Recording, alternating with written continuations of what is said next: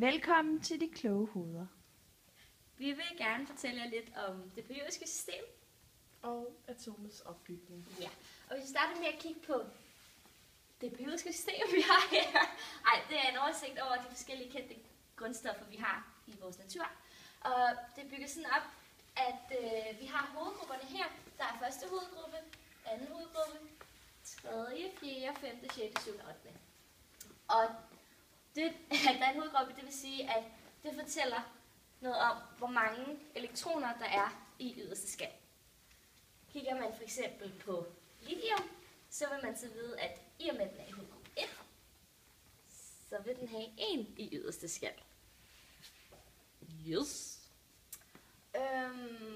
Og vandret, der har vi så det, der hedder perioder, og det angiver, hvor mange skaller der er i alt. Det skal lige siges, at grund til, at jeg ikke vælger at nævne dem her, det gør jeg selvfølgelig alligevel, det er fordi, at de egentlig ikke har noget med det relevante, men det er noget, der hedder undergrupper. Yes. Her det har vi perioder, det er antal skaller. Tager vi så lithium igen, så er det i periode nummer 2, så ved vi, at lithium har 2 skaller. Det her, det kalder vi atomnummeret, og det angiver, hvor mange protoner der er i kernen. Da der altid er lige mange protoner, som der er elektroner udenom kernen, så vil vi så vide, at der er 3 i alt. Der er 2 skaller og 1 i den yderste. Ergo må der så være 2 i den inderste skal. Ja. Herover kan ses en slags trappe, som opdeler mellem ikke-metaller og metaller. Dem, der ligger tættest op af trappen, det kaldes halvmetaller.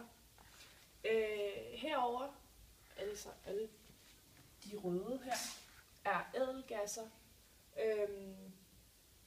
og dem, der står her, opfylder oktetreglen, undtagen helium, som kun har 2 i yderste skal, fordi den ikke har flere skaller. Og oktetreglen er at have 8 i sin yderste skal, hvilket er meget, meget godt, fordi de gerne vil opnå det at være helt. Ja, eller så stærkt som overhovedet muligt, ikke? Og derfor så vil man også kunne se, at for eksempel lithium her, som kun har 1 i yderste skal, vil måske gerne gå sammen med et andet grundstof. Det kan for eksempel være klor, fordi at den vil kunne give sin ene væk til klor, og kun have 2, så den kommer til at ligne helium igen, og også komme til at opnå oktetreglen. Og hvor så klor vil så modtage den, og så vil den så have 8 i yderste skal, fordi den er i hovedgruppe 7. Den vil så have 8 i alt, og så blive så stærk, som den nu kan blive. Ja. Kigger man på det tal, vi har her, eller det tal, vi har her, det er sådan set det samme. Det tal, der står med rødt her, det er det, vi kalder massetallet. Og det er altså hvor meget. Det er faktisk, nu kan vi se, at oxygen, det har massetallet, vi runder op. Det har et massetal på 16, og det vil sige, at der skal 16 gram af stoffet til at opnå 1 mol. Men det også betyder, det er, hvor meget af stoffet det så vejer alt. Og vi har 16. Vi ved så, at ud af de 16, der har vi 8 protoner. Og en proton, den har en positiv ladning, hvor en elektron, som ligger ude i skallen, eller ude i skallerne, har en negativ ladning. Men det, der så ligger tit sammen med protonerne, det er det, man kalder neutroner. Og de har en neutral ladning, men de ligger sammen med protonerne inde i kernen. Når vi så har tallet 16 og 8 protoner, så ved vi, at de sidste 8 er neutroner.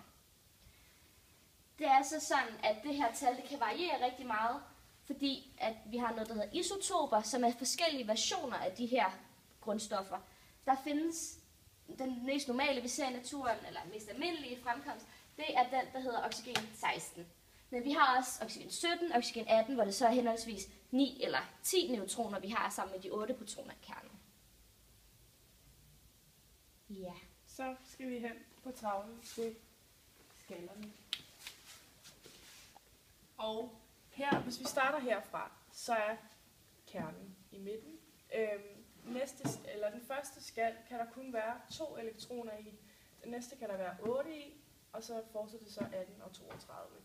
Hvis vi kigger på lithium, som vi snakkede om før, som havde 3 elektroner, så har den 2 i den inderste og 8 eller 1 i den næste. Og derfor har den nemmere ved at give en væk, frem for at skal have 7 for at opnå oktætreglen. Ja, og hvis vi skal prøve at tegne sådan en skalmodel selv, ud fra et hvilket som helst grundstof, skal vi fx tage natrium. Så ved vi jo, at der er 11, vi har atomnummeret 11 protoner i kernen. Og jeg skriver plus, fordi det er en positiv ladning. Og da vi ved, at der altid er lige mange protoner, som der er elektroner udenom, jamen så skal der være 11. Da den står i periode nummer 3, så har den altså 3 skaller.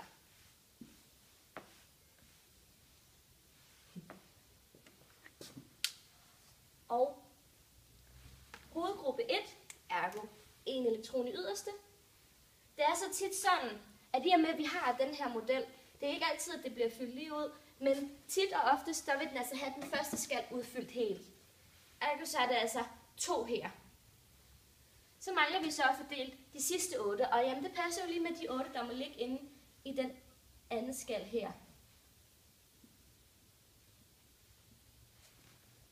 Så det er så sådan, natrium vil se ud. Og vi siger tak til de kloge hoveder. Og det hele omkring det periodiske system og atomets opbygning.